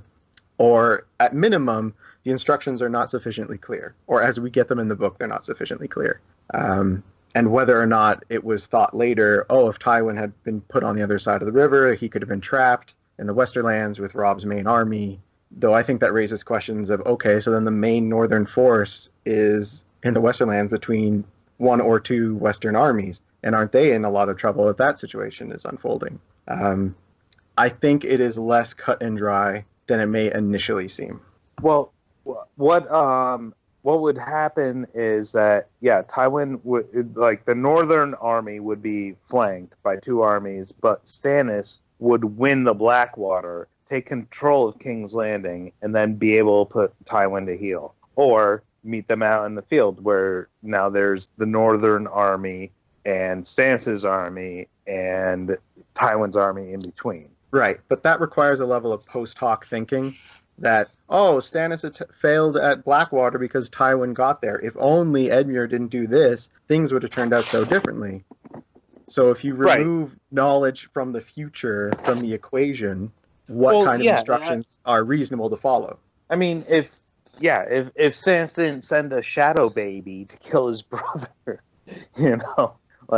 Renly would have taken over King's Landing anyway, it's just it's like one of those things where it's like it happened because that's how it was written. I will also say this is one of my favorite battles to read, which I didn't really appreciate until I reread this chapter. I think it's very cool with Kat looking over the battlements, like seeing the battles back and forth across the river and getting reports in. Yeah, I think that's really true. And I know there is cat hate and cat bait and cat defense, but I remember when we did Feast Dance, Duncan said that actually the Jon Snow chapters were a really good POV to have because you were just sitting at the wall and you were getting the information from everywhere. It was a great vantage point for the story. And I sort of feel that Kat's a little bit that way in Clash of Kings, which I hadn't realised until this reread, because she journeys a lot. She gets to meet with Renly. She gets to see, lots of interesting characters. And she actually has one of the best perspectives in the whole book. The tragedy for Kat is that she's kind of powerless to influence a lot of it. And when she does make decisions, they're often not the best ones. But she actually has quite an interesting vantage point, I feel. Anything else on the chapter? Kat. Who has cat hate? Nobody on my watch. Perfect. Anything else on this chapter? I mean, it's a long chapter. There's a lot in it. So. I mean, I just feel like we can go back and forth about Edmure and his decisions for forever. And I think that it's for another podcast, but that's how big this chapter is, Yeah. We should have a Whose Fault Was It podcast. Yeah. And just argue out. That will destroy so many friendships on the forums. I don't even... You could almost do a knockout competition, like when we did that thing before about, the character competition, where you still up with sort of 20 different candidates of whose fault it is, and then you narrow them down through voting. Okay, anything else on Cat 5, or should we move on to Tyrion 10? Move on. Okie dokie. So 2 days later, on August 11th, we get an update on events at King's Landing in Tyrion 10. This is 5 chapters ahead in the published order, and I believe it's Hannah with the... Do you have the recap, or did Google kill it? I managed to recover it, yes. Yes, the magic's work. Over to you. Okay, Tyrion is kneeling in the sept while Lancel informs that Cersei plans to have Lord Rossby spirit Tommen out of the city while post-riot tensions mount. Tyrion privately agrees with his sister's line of thinking. He fears for Tommen around Joffrey, and fears for all as the looming threat of a sack hangs heavy over the royal city. Even so, Tyrion can't have Cersei's man in charge of the Lannister heir should Joffrey fall, so he has Bronn arrange that Sir Jocelyn Bywater will intercept and offers the Rossby lands and titles as an incentive to Bywater. He then makes his way to Shays Manse, where upon arrival he is greeted by a singer who recognizes him for the Hand Imp. Tyrion says he should have at least pretended to not have known him. The singer swears he'll be silent, and Tyrion says, on that much we agree. The singer leaves, and Tyrion and Shay engage in coitus. Afterward, Varys turns up, disguised as a begging brother. Shay recognizes him, however, and Tyrion is surprised by that. She says that a whore learns to see the man and not what he wears. Varys comes to tell Tyrion that Sir Courtenay Penrose has fallen, as well as Storm's End, and is now occupied by Stannis' forces. He says that Tyrion says they'll return to the Red Keep together to discuss it, if he'll only give him and Shay a moment. He tells Shay of his plan to get her a position in the kitchens of the Red Keep in order to keep her safe, explaining that if King's Landing is attacked and sacked, even the walls of her manse would not be high enough to stop her from receiving the same kind of fate that Sir Lawless Stokeworth did in the riots. She refuses. She doesn't want to be a kitchen wench in scratchy rough spun. They exchange words. She ultimately goes too far, and Tyrion slaps her in reaction to her harsh words. He pulls back and tries to make it right by explaining his ordeal with his father and Tysha, and then bids her goodbye. As he goes to meet Varys at the stables, he regrets having told her. Why would he tell her? His darkest shame.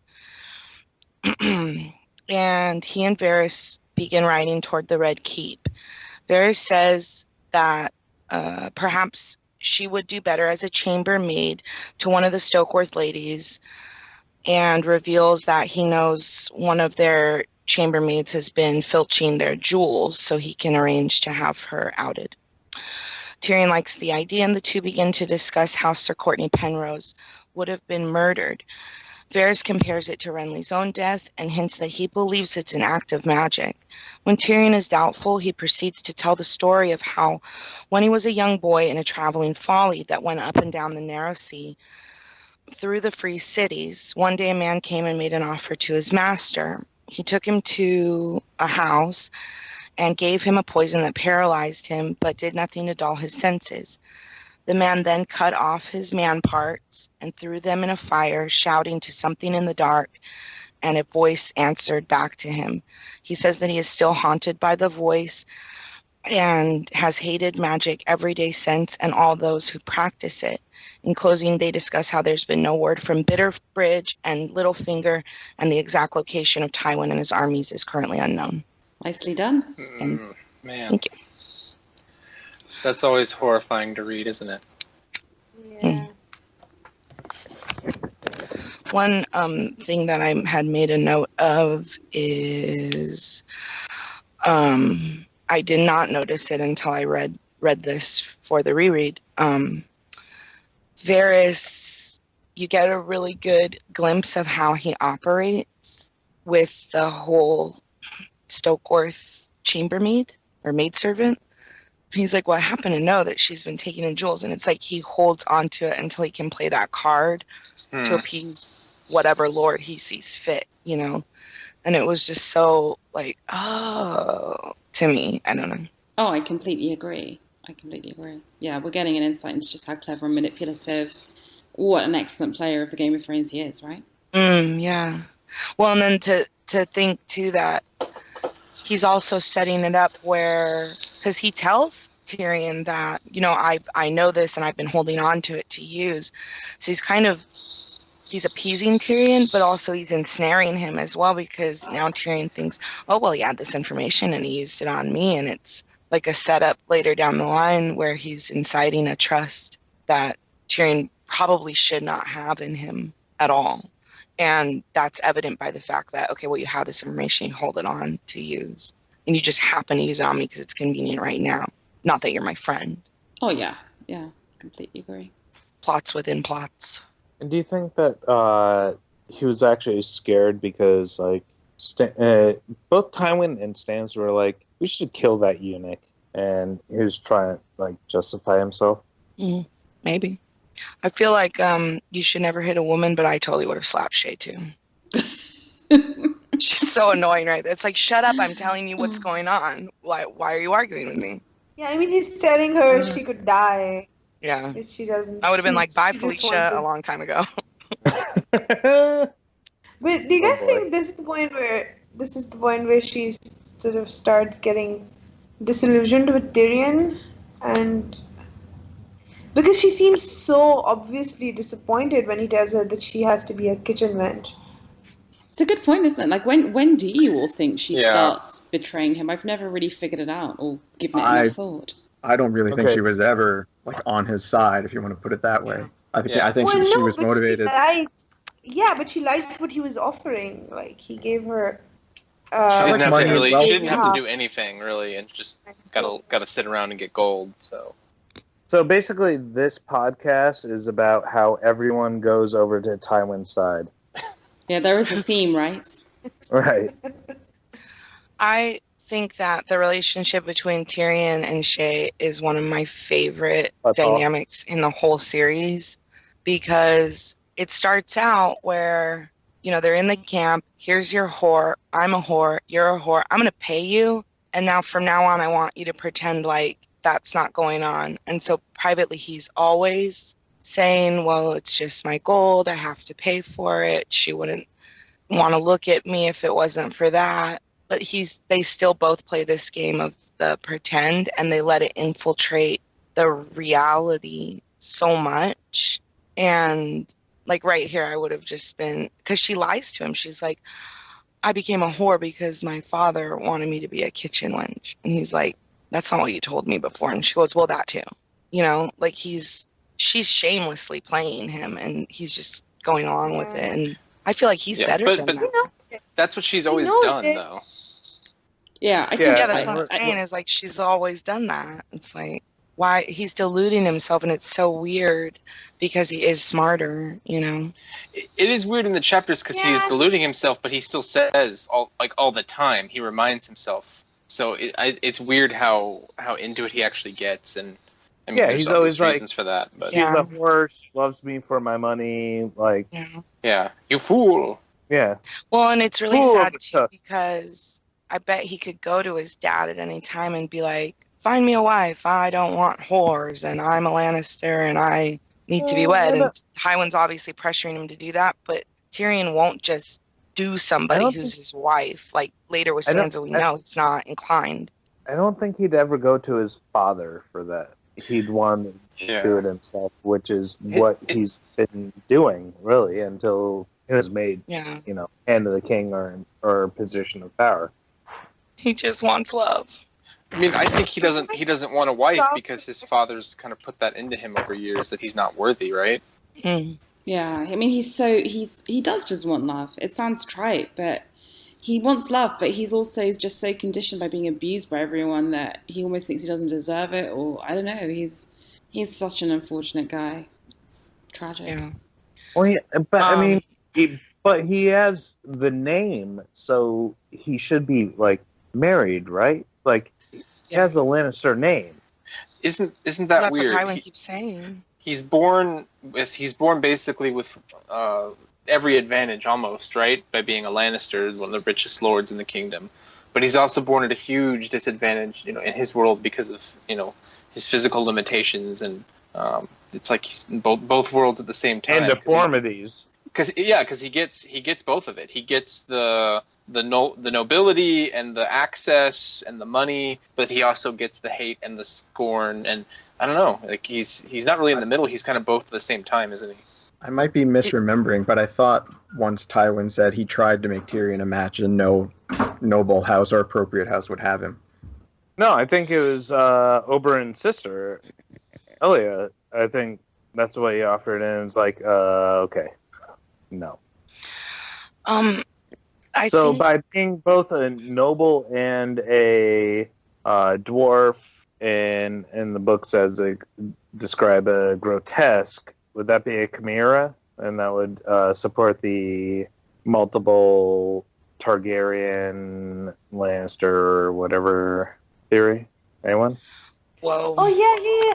I just wanted to mention, I was reading the World of Ice and Fire recently, and there was this one line where I don't exactly remember what it said, but it made me think that Eris might have had Joanna before she married Tywin, because it said that she had been dismissed from Queen Rhaella's service, and something like, no, she wasn't dismissed. It was that, I don't know, it said something, I don't remember the exact line. It just made me think. It said something like she wasn't the first ladies of Queen Rhaella's that got that treatment or something. I'd have to check. It's something like Eris turned his attention towards her because he was kind of known for doing that to ladies of the court, I think, and Eris makes rude gestures to them at a wedding. I can't remember whose wedding. It might be Rhaegar's. And well, no, it wouldn't be Rhaegar's. They said something that like he took special or like extra exceptions on Joanna, like at Tywin's wedding, something like that. Like he paid way more attention, and said some shit that. I'm gonna go get my book now. Okay. I love Nadia, it. Back to the hook us canon. up. Brilliant. Exactly. Let's get some actual knowledge. Talk amongst yourselves. I was gonna say something. Epic Boston meetup. Do you want to make a public announcement about Boston Meetup, Matt? I mean, it's your meetup. You do it. What? I didn't do anything. Here's something. You're the host. You're hosting city. it. It's in your town. It's like the Olympics. It's like you're the one. So nothing will work. You have to break the door to get out of the bathroom. We'll all get Be Zika drunk. virus. No, so was it November 5th?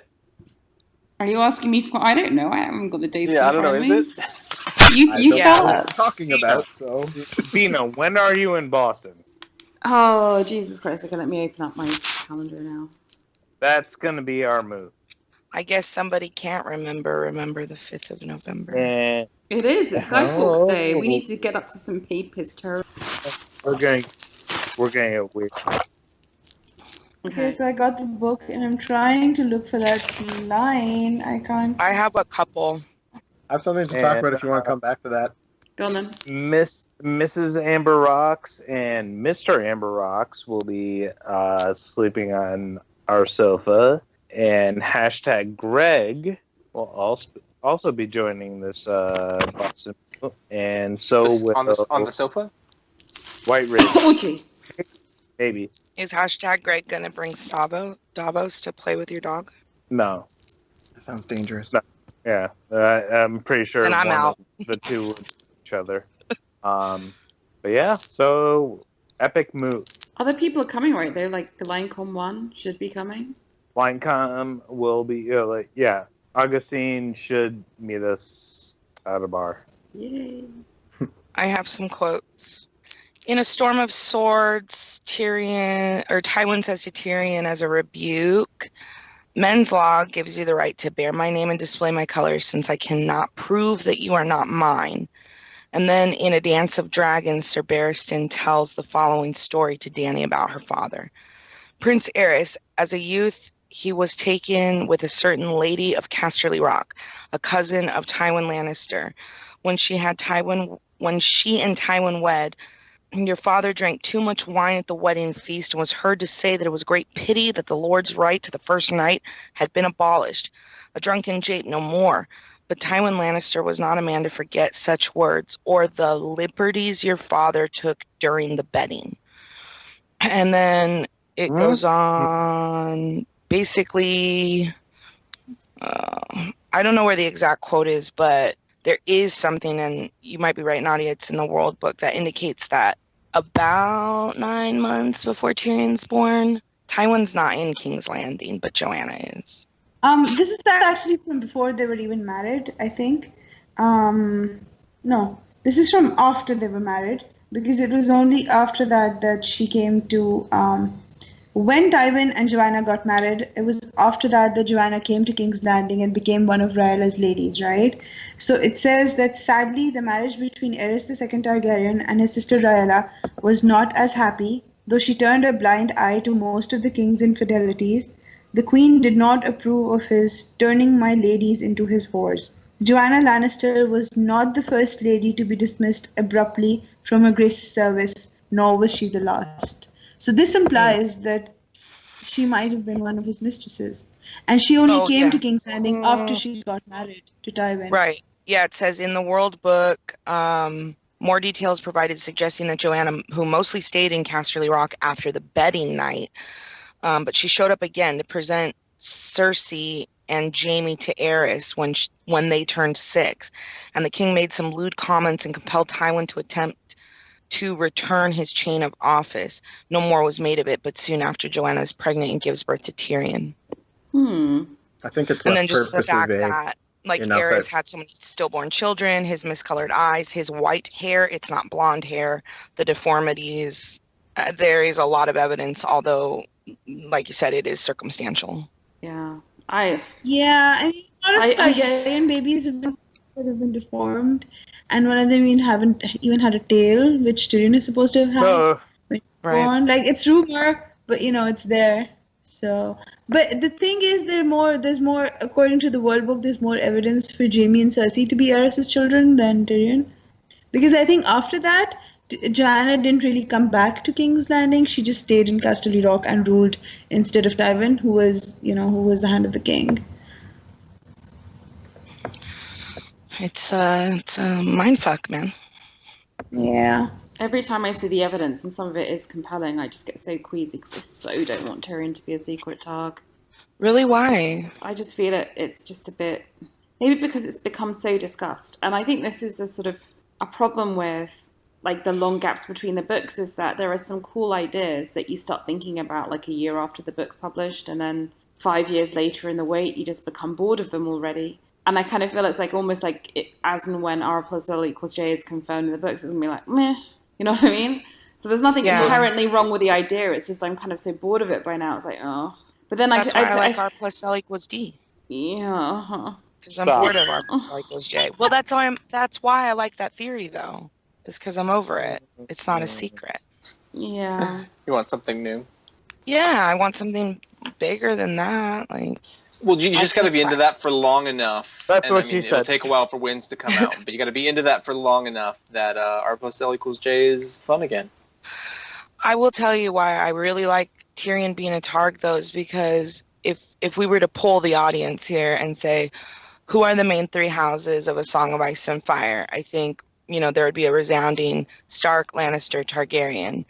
And if R plus L equals J is correct, then you have a Stark that's a Targ, and then if Tyrion is a Targ, you have a Lannister that's a Targ, and then you have Dany's full Targ, and it's all just tied in nice and neat with a little bow. I mean, I like it as long as it's never a thing that like matters. You know what I mean? Like, I like, oh yeah, he's a Targ, sure. No, it didn't say that in the books, but sure. Yeah, one way or another, I think like he will be that important third head, whether it is confirmed or not that he's like he has some connection to the dragons and all that. Well, Tyrion in whatever function is going to be important. Yeah. Like, we know this. Like, it's going to be different from the show, but, like, from preview chapters, like, we just know that... Yeah. Chapter 5 wins the winner, Tyrion dies. There we go. Yeah. Oh, my God. Don't. We know that will happen. But before that, he will do other stuff. Do you mean that in the course of the remaining books, certain characters may do stuff? And but we're not sure what stuff and things they will do. So stay tuned. Stay tuned. It's like Azor Ahai is that guy with the eyes and the skin. Yeah, but he may not be the prince that was promised. So is this a good time? That's a different guy with hair and the limbs. Is this a good time to move on to Theon 4, or do we have other stuff to say about Tyrion 10? I had a couple of things. Oh, please do. You go ahead. Who was that? No. You go. Well, I have to think about what they were now because I got way sidetracked by this. Oh, boy. Hold on. Let me just look real quick. I have something. Yeah, please. This only occurred to me while I was listening to the summary. Is it possible that Varys is lying about how he came to be? I mean, there's a lot of suspicion about who, like, Varys is as a character. Is he connected to the Blackfires or anything like that? So... do we believe the story about why he hates magic and that this is how he became a eunuch and things like that? I sort of think that Varys is like Heath Ledger's Joker. Like all the way through that Batman film, he gives like a different explanation every 10 minutes of why he's so fucked up. And the scariest thing... I want to know how I thing... lost my ball. And then he kills himself? Exactly. He's just messing with it would definitely be like him. And I've kind of thought that before. Like, is this... But I don't know. It's a weird thing to make up. Oddly specific, but yeah. Well, the only other time Varys kind of has this kind of moment of forthrightness is when he kills Kevin Lannister, and people also say he's lying there too, right? Why would he lie? To a room of nobody? Right. Yeah. That's what people say. Some people believe that. So, like, it seems so strange. Like, why would Varys confess to Tyrion? Well, his some people origin story essentially. I think that Varys for everything he does, and he doesn't really, he's not like loyal to anyone. but I think he does. Like, Ned, I think he genuinely liked Ned. I think he likes Tyrion.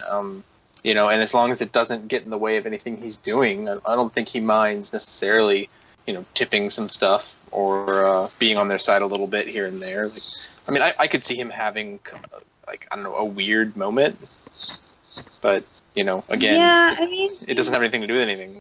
yeah, he's Varys, but he's still human. Yeah, I mean, yeah, if you're whatever he is or ends up being, and he's been playing this game for so long, eventually, it's like a murderer. Like a lot of times they get them in the room and they just want to confess. They slip up because they just kind of want to tell someone, right? So it could just be like that's part of his game is he likes laying stuff like that down. Yeah, I never believe anything that Varys says except for that epilogue with Kevin. I feel like that's the only time that he is being truthful because he's talking to a dead man, and we're the only ones else in the room. So what would be the I agree point? with Hannah. No incentive to lie at that point. Yeah, he could have just said nothing. Aegon is real. True story. I remembered what I was gonna say. About so Tyrion's what? right Let's hurry about this up. Tyrion. Okay, so Tyrion's riding through the streets of King's Landing, and he come on, goddammit. And he talks about how they extended the curfew, and he's like, well, no one's following me. And you're kind of like, well, yeah, but somebody's got to be, right? Like, that's really cavalier of him, I feel like. But that's not really how... Cersei never really does find out about Shay, right? I think it's only after... It's after she becomes Sansa's maid, I think, that they find out who Tyrion is sleeping with. At this point, nobody But don't you does. just always feel, though, whenever anyone's like, I'm good, I'm safe, you have that, like, looming George thing over you going, like, no, you're not, bro. You're like, everything's I never good, feel everything's great, I'm about to get killed. Yeah, like, oh, there goes my throat, Yeah. right? Yeah, like, that guy behind me is totally not going to stick something through my face. Yeah, like, oh yeah, I got gold to buy that chick's maidenhead. Oh, I'm dead. Okay. Anything else on the chapter? Yeah, the Florida State Gators just made a ridiculous touchdown pass. And that is on this chapter in what way? College football? Okie dokie. So I think that is on to Adam with Theon 4. So let's just get the blurb. 4 days later, on August 15th, Theon fakes the deaths of Bran and Rickon in Theon 4. This is 5 chapters later in the published order. So there's been a bit of a jumping around in this episode. So over to you, Adam. Yeah, so Theon wakes up and he, like if you have like a fan going at night and the electricity goes out, you wake up because of the lack of sound. Well, the damn wolves are quiet, so he's wondering what's going on. And so they go to investigate. They find that the guards at the Hunter's Gate are dead, and it does not look good. You can't find anyone. They've run off. I also like how in this chapter he kind of goes into justification mode for kind of everything he's done. Talks about how he's trying to be a good Lord of Winterfell, and also like how he had to give the Septon to the Drowned God by throwing him down the well, which is confusing because I thought the Drowned God really only was about the ocean, but anyway, it appeases the men. So let's see. Theon decides they can't go until morning, and he addresses all of his subjects, and, in typical Theon fashion, he's really intimidating and tells them they've got to bring the boys back or else, blah, blah, blah, and they all cooperate, right? Not really. And he still tries to plead with the crowd about how lenient he's been after taking their castle from them, whatever.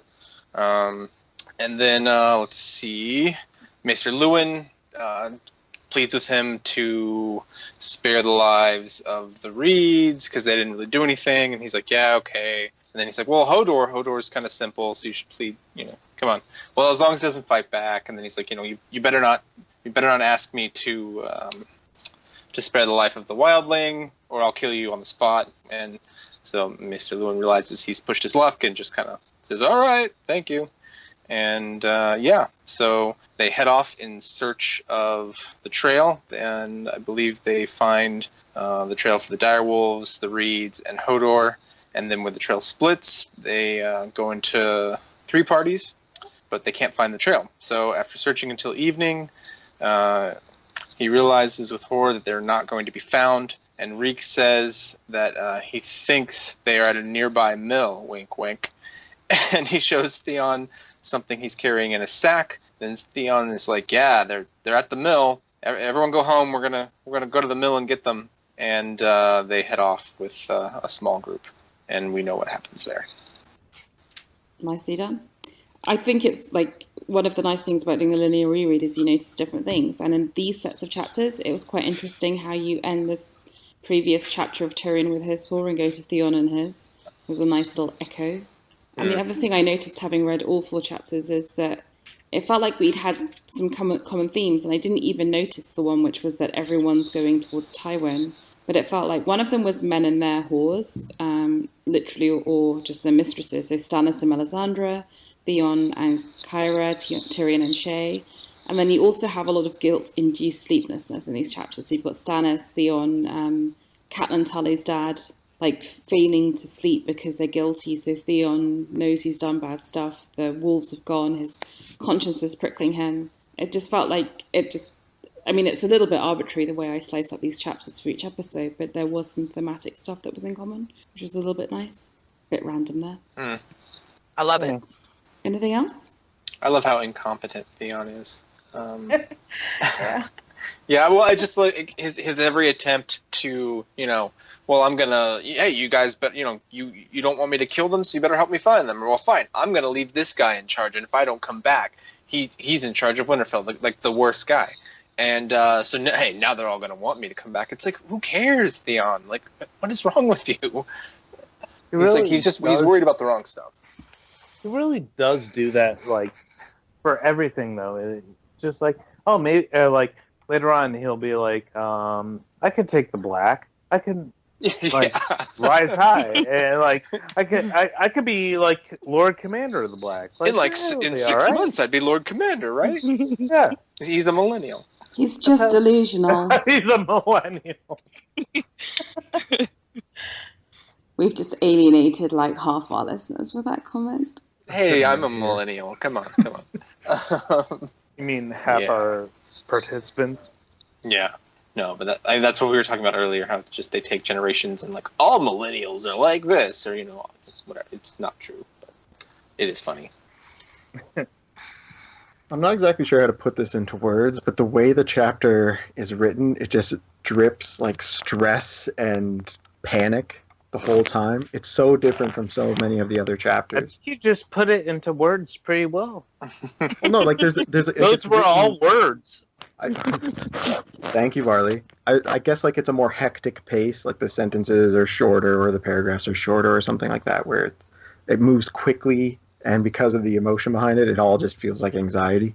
I mean, George definitely does have his sort of like sort of beautiful lyrical fantasy writing mode, and then he also has his kind of horror story TV writing mode where he's very much scripting the beats of the story and how to get you tense at this point and ratchet it up slowly and slowly.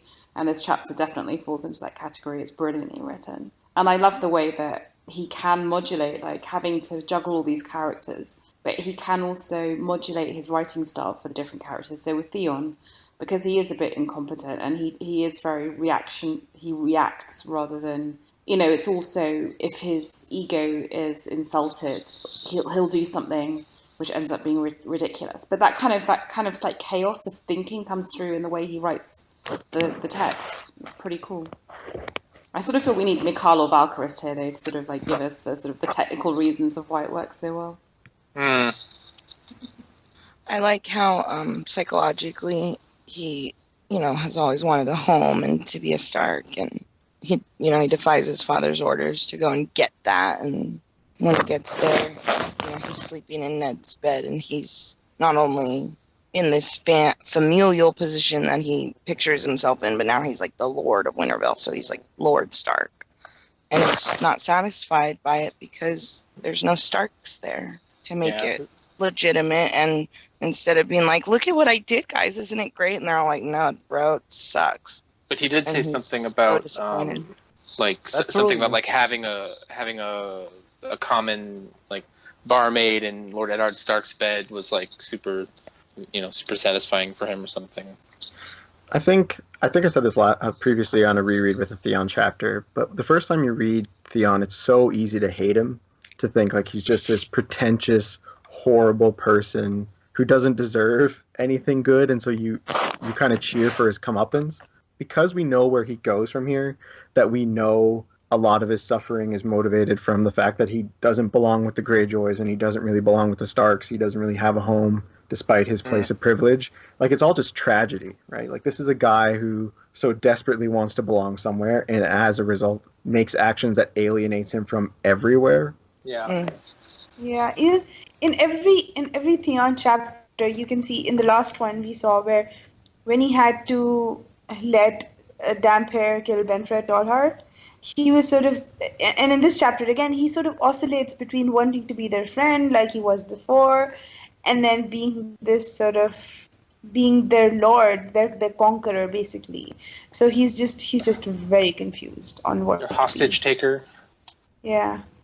I mean, he fashions himself as like, well, I'm the Lord of Winterfell now, but that's never the case. Mm. I think. Well, doesn't it say he's the Prince of Winterfell? Because like when he comes into Bran's room, he's like, "What's going on?" And he's like, "We're both princes now, and I've taken your castle."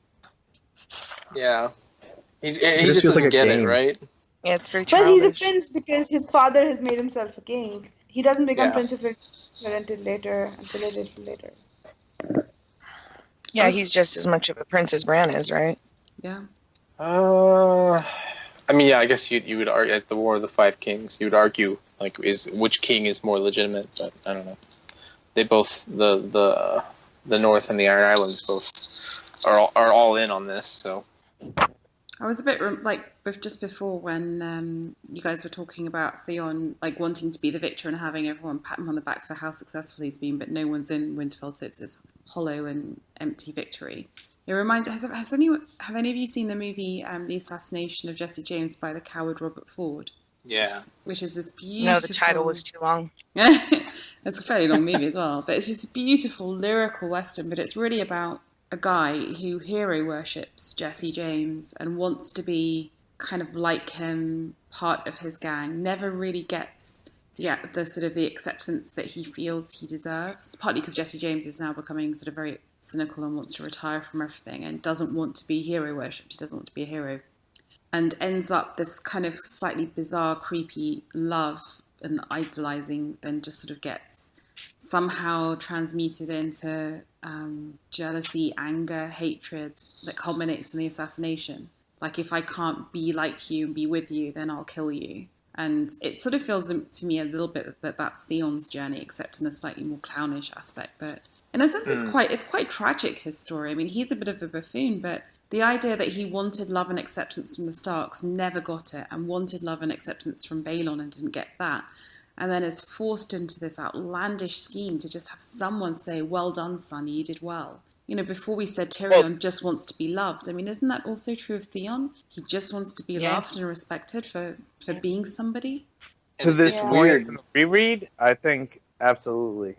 And then later we see he gets broken. Yeah. But I mean, I think it's weird how like he was kind of all in with the Starks, really. I mean, he was there for so long. They were basically family, but you know, he was kept at arm's length, and a lot of people never really like, you know, I don't know, like people seem to like him. There was no animosity, you know, before all this. And then when Robb is like, "Hey, go to your father and you know, let's do this." He's like, "Oh yeah," he's 100% into it. But then as soon as he gets there, and his dad is like, "Nope," he's like, "Okay, well, I'm 100% whatever you want." It's just like whoever's in the room. And then once he actually, you know, takes Winterfell and heads down that path, he's trying to do both, and it just doesn't work. That moment with Baelon is where Theon is broken. It's all the stuff that happens later with Ramsay is when he starts, you know, bizarre and twisted way getting put back together, though. Like, I don't know if they say it in the books, but there is a line on the show when the torture between him and Ramsay is starting. He says, "My father died in King's Landing." In the books, he says it about Robb. He says, you know, he was my brother. I should have died beside him. Yeah. Yeah. And I mean, the show did a really great job with his story arc, so I always give them a lot of credit for that. Yeah, I love that line, like, because it is true, you know. Yeah. And very sad. That's like, I don't hate Theon as much as I just pity him, and he makes me very sad. Because I think he wouldn't have killed Bran and Rickon. I don't think he could have.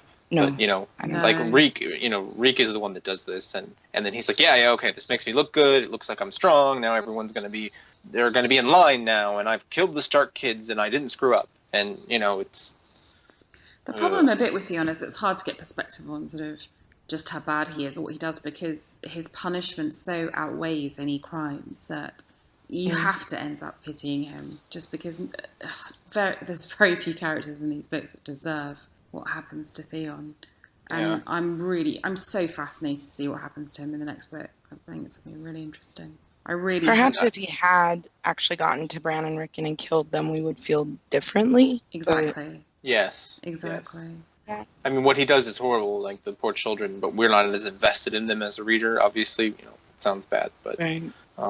Well, they're dead anyway. When you think about it, I mean, yeah, but I mean, it's still a terrible thing. Make it up there, they're dead. If the winter comes, they're dead. You know, if Rob doesn't win, they're dead. I don't want to spoil anything, but Rob doesn't win. Yeah. But Theon's not thinking anything like that. So, like, that's not on his mind. And so he does this. And I think, like, Theon's story arc throughout the books has always been maybe one of the best parts of George's writing. And what he does is he makes you like a character, kind of like, oh, he's kind of a rogue. And then you hate him, and, like, you really hate him. And then you're like, oh, that guy. That's the guy, and yeah, I think it's one of the better. Maybe it's time for in all of literary history. A VOK PSA: if you're being peer pressured into killing farmers' boys, don't. It won't end well for anyone. You come home from a long day at work. You want to kill a couple of farm children. Don't do that. That's why there's wine. Well, I mean, because that's what it is. Ultimately, he's being peer pressured, you know. Well, and I don't think it's so much peer pressure. It's not like Reek is like, hey, come on, do this thing. You want to do it, and he's like, no. Reek is like, hey, I got a way that no one will know that you screwed up. Yeah, and he's just like, Reek is an underling. He's not like, yeah. It's like what? Well, but not even that he's an underling. It's just like whatever Reek offers. It's he doesn't have to sell it, you know. Yeah, is it just that Theon is not a leader? Like, he's much more comfortable following, but he deludes himself that he is this great leader of men. Like, he's great as Rob's right hand. Yeah. But on his own, all he has to do is listen to the terrible advice of, like who would listen to Reek for advice? Like, he's in this desperate position with no allies, really, and he doesn't have the strength, the convictions, or confidence to do it on his own. Yeah. I think it's like Rototrice in the audiobooks. How does he do it a lot of times? I'm trying to remember. Like with Theon, it's like he says, a leprechaun? Nightmarishly. That's Tyrion. But he says, like Theon's talking to himself, and he's like, but the Prince of Winterfell. It's like this weird accent that he does. But I'm the Prince of Winterfell. It's very much like he's That's what I do. Well, the last thing I saw was my love on fire.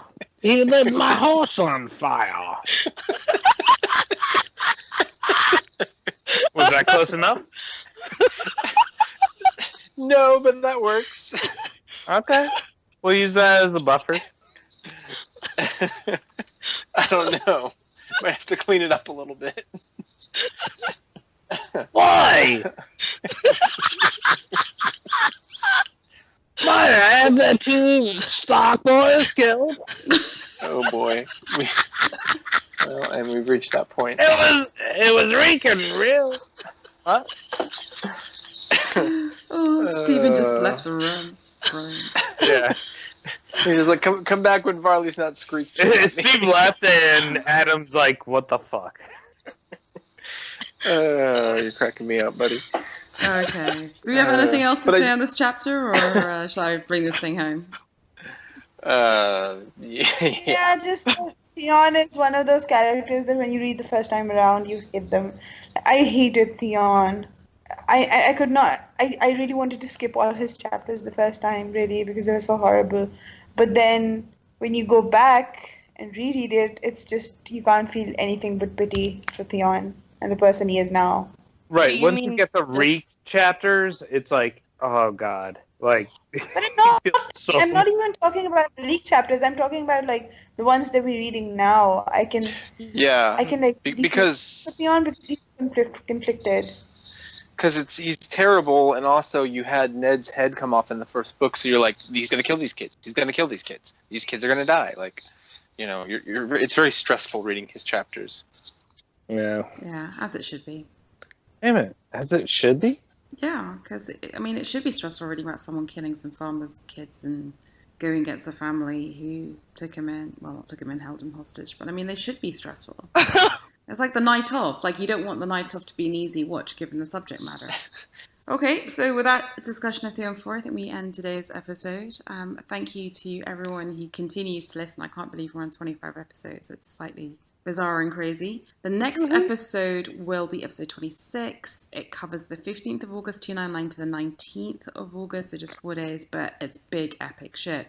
It's Cat 6, Arya 9, Dany 3, and Dany 4, which includes the House of the Undying, and Adam DrownedSnow will be hosting. It's going to be an epic discussion, Oh Adam. shit! Who has the house? It's gonna be wild. Who has the House of the Undying? If you would like to get involved in the reread, sign up for chapters, as Matt is now realizing he needs to do. You have to head over to the podcastdeviceandfire.com forums. Get the right chapters, people. Where you can, and pro tip, check the chapter is the right one. I think everyone's been too polite to take House of the Undying yet, Matt, so maybe you can jump in on it.